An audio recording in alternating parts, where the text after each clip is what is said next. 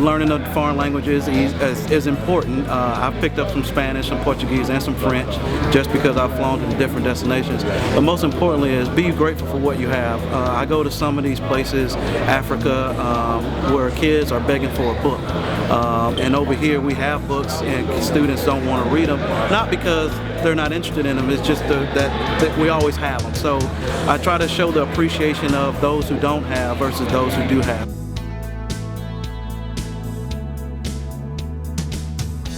I grew up, I'm born and raised from Atlanta. My grandfather was an airplane nut, I should say. He was a farmer, but he loved airplanes, so he actually got me interested in it. I saw crop dusters spraying his field. He took me to the airport. I got my first airplane ride, and I was hooked ever since. A lot of dedication to this profession. It's not an overnight job. There's a lot of training involved. There's a lot of hard work, a lot of education. Career change, while I welcome anybody to the aviation, I think it's the greatest profession in the world.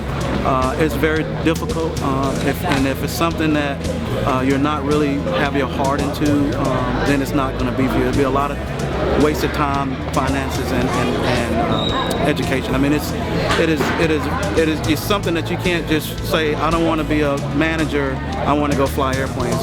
Especially to get to the Delta level, most of our competitive numbers are 5,000 hours or plus of flight time, which is very expensive to get unless you went to the military, and even then there's an age limit on the military. So it's a very difficult road to get there, but it's not impossible. So I encourage adults to get in, go take your first flying lesson, and before you know, a good friend of mine was an air traffic controller, and we met, and we were kind of our competitive people with each other. So he did a career change from an air traffic controller, and now he's a colleague of mine at Delta.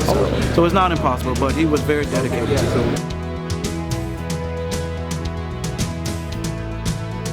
You know, the aviation community itself is a metropolis on its own. We have aviation doctors, aviation real estate people, aviation nurses that all tailor to aviation.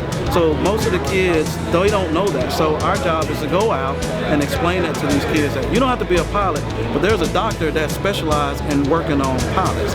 And the FAA, we have an AME board that specializes in aviation medicine. So you just don't have to be a pilot. So most students, even parents, adults, only think aviation, mechanic, pilot, flight attendant. They don't even think about, you know, at Delta we have our own aviation real estate team.